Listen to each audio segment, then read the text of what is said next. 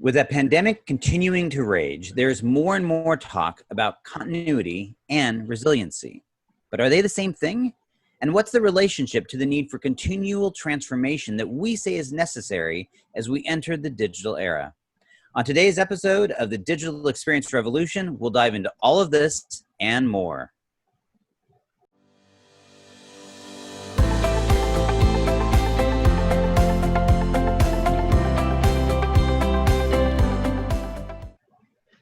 All right, welcome to this episode of the Digital Experience Revolution. But before we get started, we need to do just a little minor reset. So Frank and I have been talking a lot about, why are we doing this? What is the purpose of this podcast? And really even who's it for? And we realized that we had to hone that in just a little bit. So here's what it is that if you are a digital leader, you're in the right place, because the purpose of this podcast has always been, but we want to be really, really focused on it going forward, on helping you understand the business capabilities that you need to support the digital experience supply chain as you build it within your own organizations, and the technical capabilities you can leverage to do so.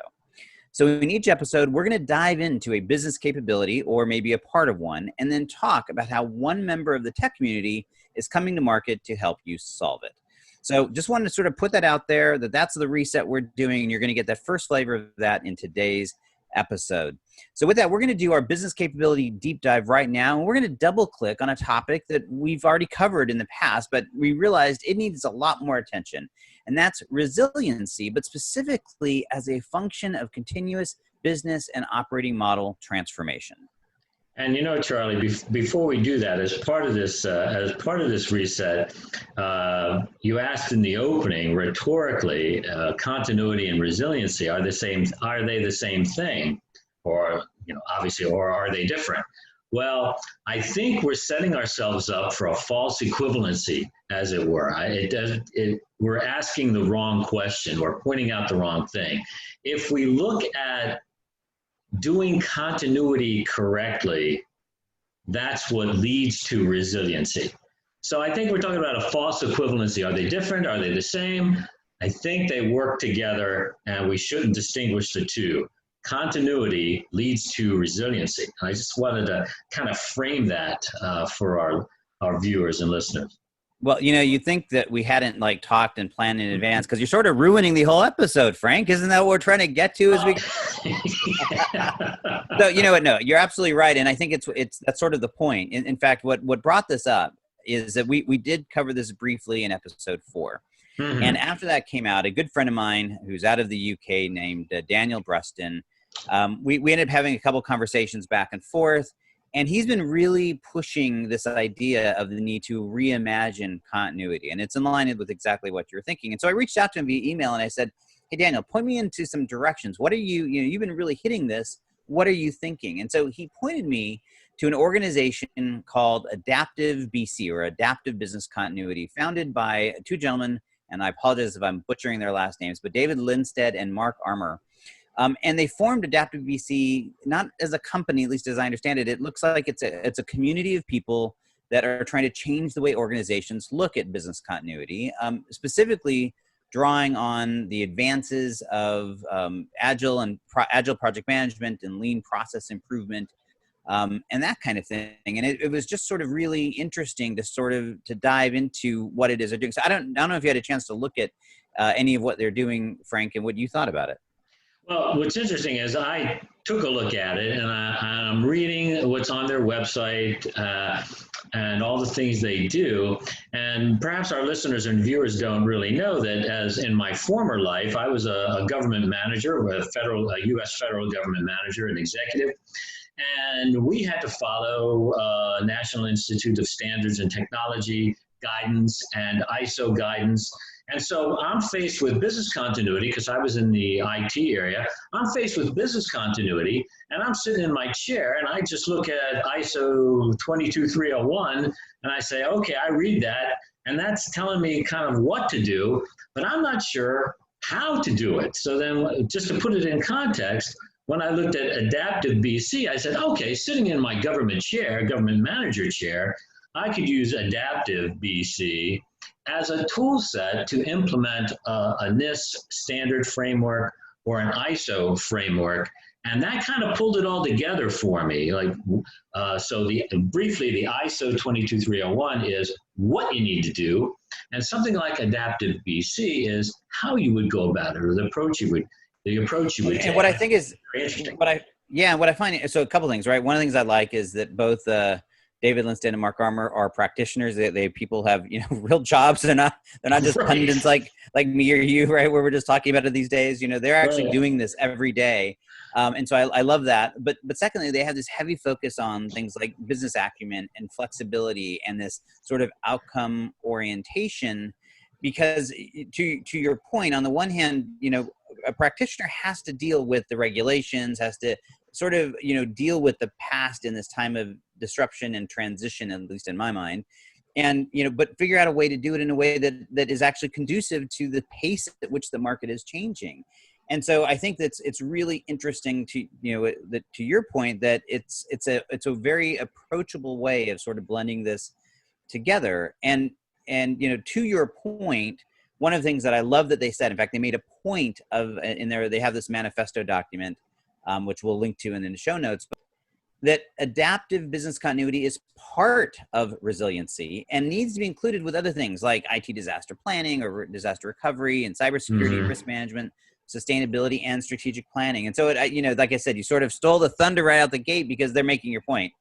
Or you made their point. I'm not sure. We're emphasizing that thunder, but we're also seeing patterns here that we're talking about: flexibility, agility, the ability to adjust. This is all part of our digital experience, right? And part of the supply chain and all of our research, that we're looking at how to be adaptive, and that adaptiveness leads to that resiliency and continuity. So I'm seeing a pattern of behavior there. Well, and I think that is the thing. In fact, I was just talking to one of our Institute fellows just a little bit ago, Wendy, who Frank, and we were talking about the fact that one of the challenges we have particularly in the IT sector, but I think across the board in the enterprise, is that we become somewhat dogmatic and we like to put everything in these neat little boxes. And what you're describing is the fact that to make all this work, it's really about the integration. It's about not worrying so much where one discipline ends and the next one starts, or where those overlap points, because there's a ton of overlap with all of these subjects. Right. It's about making it work and finding the solutions. So I want to talk about the relationship between this and something that we talk about in the digital experience supply chain, which is business transformation. But I do want to point out, we talked about their manifesto, and they also have a very simple PDF that has the 10 principles of adaptive business continuity. We'll put that in the show notes as well. And I highly recommend you go take a look at it, because it's a great guide, as Frank was pointing out, of sort of helping you connect those dots. But yeah, as quickly, if you look at the 10 principles and look at the 17 steps, so to speak, in ISO 22301, you can do some mixing and matching of the hows to the whats. Really an interesting relationship there. So a good document. Fantastic. So I want to not transition really, but I want to kind of continue this thread as we are talking about and saying, where do you see the linkage to the business transformation demands, right? Because we talk about the fact that part of the digital experience supply chain is the customer experience is driving this need to be in this continuous state of business transformation, transforming your business models and operating models. And how do you see this idea of continuity and resiliency linked to that, Frank? I'm curious.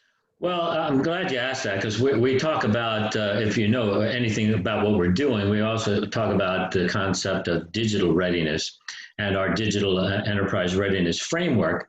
And so when we talk about that resiliency and continuity, what we emphasize in the 4 dimensions of our framework is not only having a stable operational base that's adjustable, but then we look at organizational, strategic, and cultural agility for that transformation across that enterprise. So that is really an example of how we get into resiliency that allows for continuity. We're looking at organizational, strategic, and cultural agility and resiliency. So the framework really, would help practitioners take a fresh look at that and kind of put, if you don't mind me going off on a bit of a tangent, we talk about what else is new?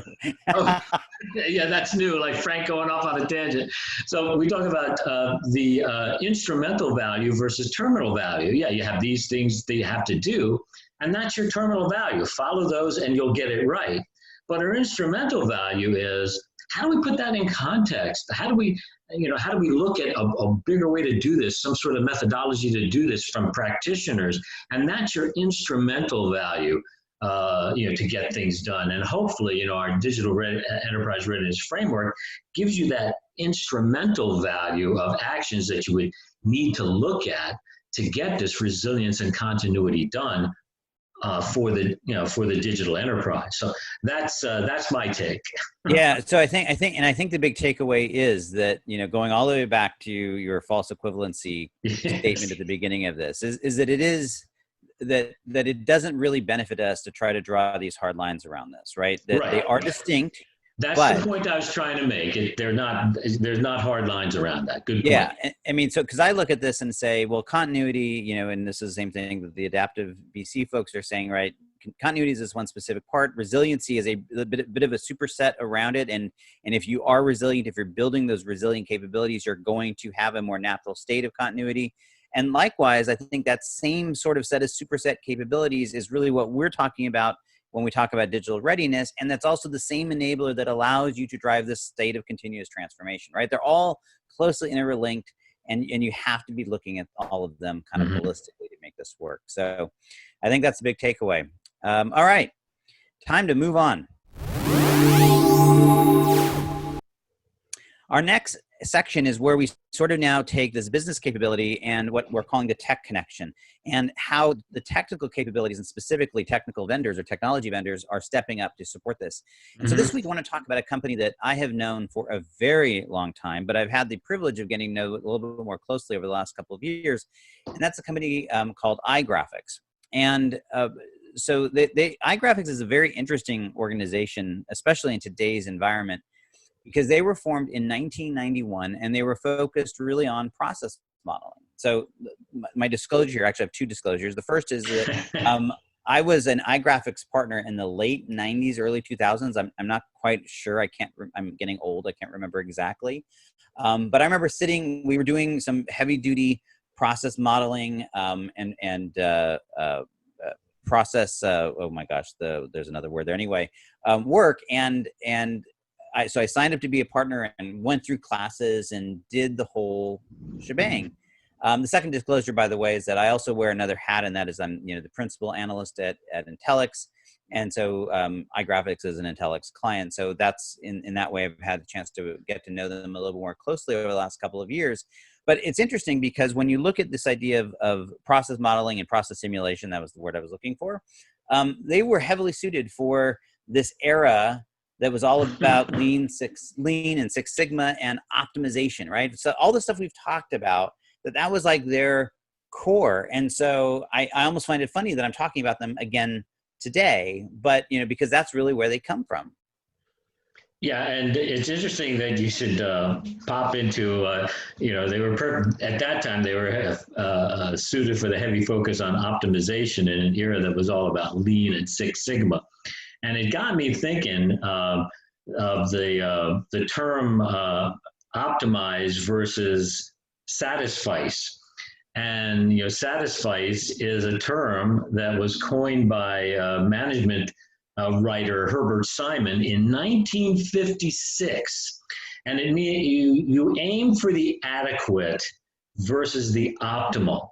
And I find it really ironic that we would be coming back to something so iconic and seminal as Satisficing in 2020, in today's environment where we talk about agile and minimally viable products and get it out there and work on it and improve it as you go. So it's kind of like the more things change, the more they remain the same. And I found that really ironic. So you can look it up.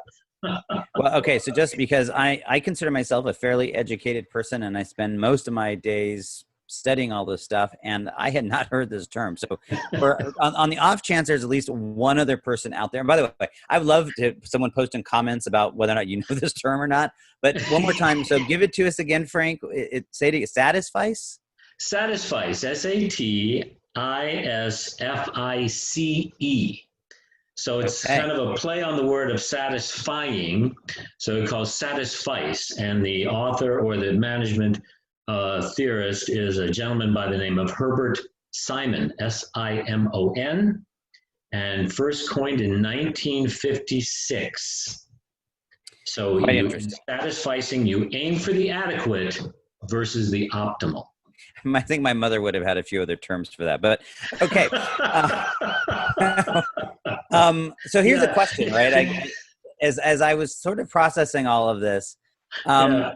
and especially if you've been, sort of following the work we're doing, our research on the digital experience supply chain, and certainly like my writing, that I've been out there kind of beating this drum that optimization is no longer the driver of value in the market. So it sort of raises the question: if a company like iGrafx was all about optimization, was all about helping things like Lean and Six Sigma, does that mean they're a relic of the bygone era? And I'm going to say an emphatic no. But in full disclosure, again, I guess this is the episode of disclosures, or we're going to change the title of it.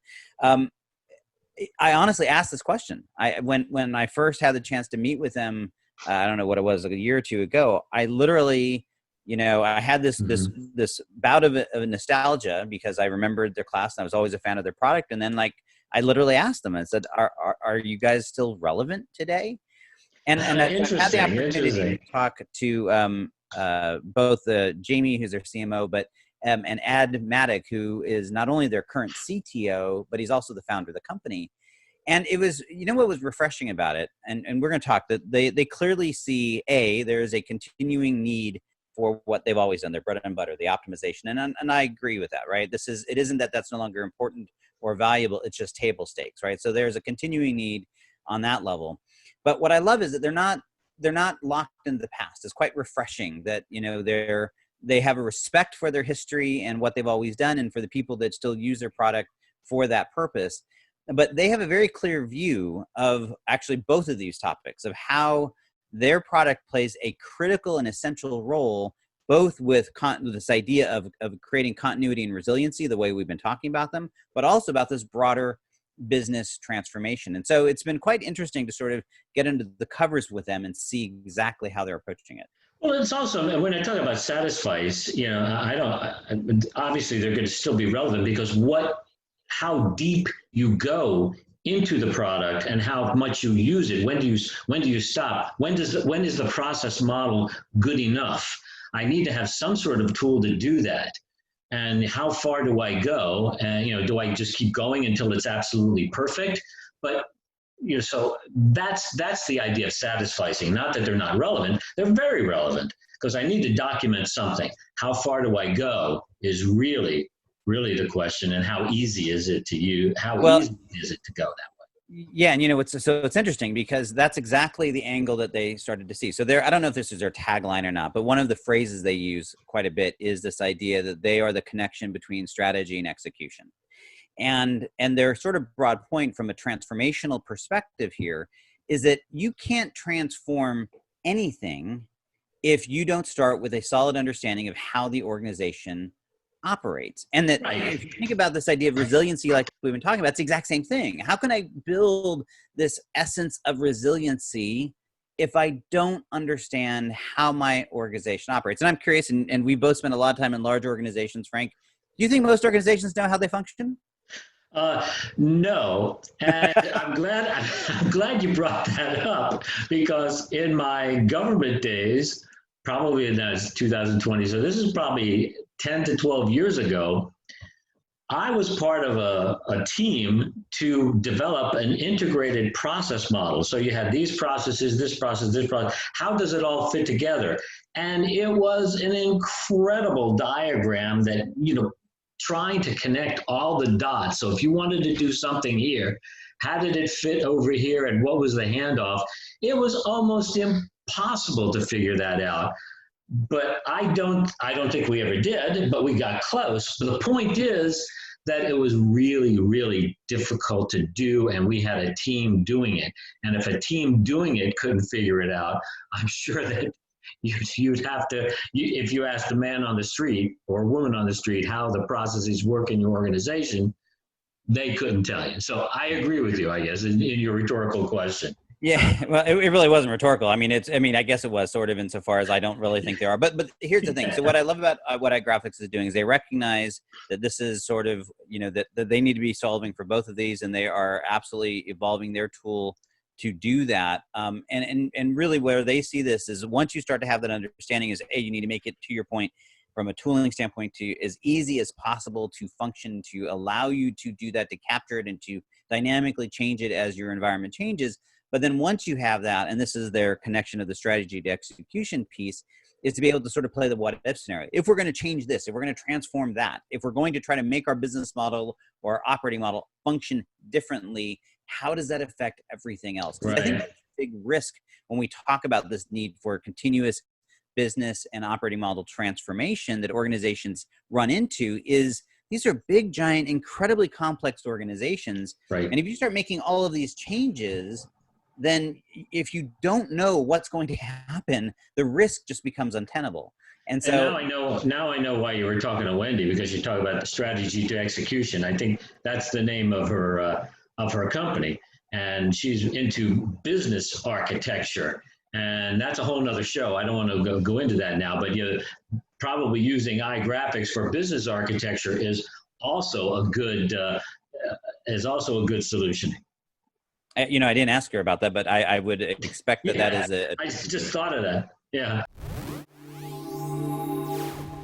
So, all right. Well, we're believe it or not, we just, we always just find so much to talk about here, but it's about time to wrap up. So as always, I want to finish with a question to you, Frank, and that is, how do you see all of this playing into our research, right? At the end of the day, this show is all about helping you, the digital leader, connect these dots, right? To build out the digital experience supply chain within your organizations and connect the dots between these business and technical capabilities. So with everything we've talked about, how do you see this all feeding into the research we're doing, Frank? So since we're doing a little bit of a reset, let me take it up a level. First, as I alluded to in the beginning, the digital experience supply chain is not a step-by-step model.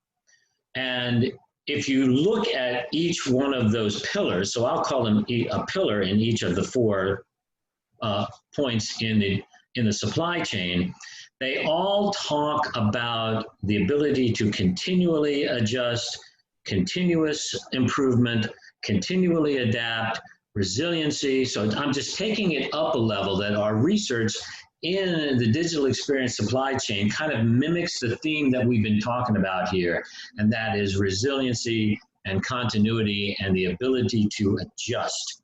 So just to do a little reset on that at a higher level, I thought was appropriate here for this particular show.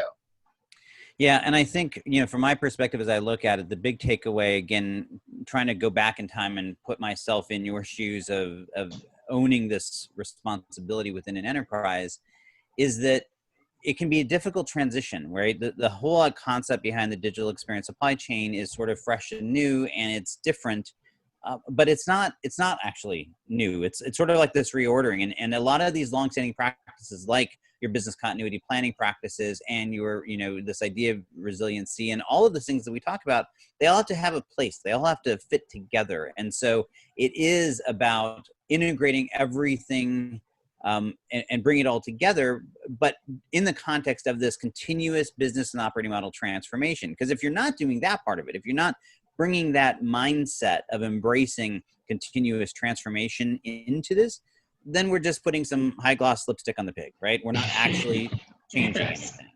Yeah. So, I think that's my big takeaway here, is that it's really all about, connecting the dots between these business capabilities and the technical capabilities that underpin them, that allow you to then create these capabilities that we think are central to really transforming the organization from the ground up.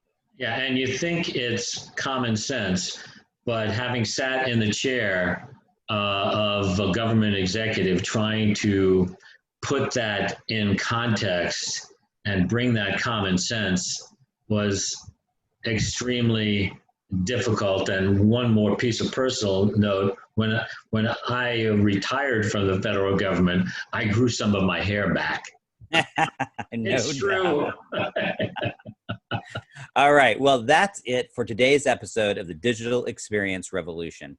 We hope you found it useful as you embrace the digital experience supply chain and build the capabilities that will help you and your organization win in the digital era. If you work for a tech company and believe that your solution can help digital leaders build and support the business capabilities they need, and maybe to be the focus of one of our episodes, just like we did today, I'd like to hear from you. And for all of you digital leaders out there, just remember, it's up to you to be the leader your organization needs. Go be it.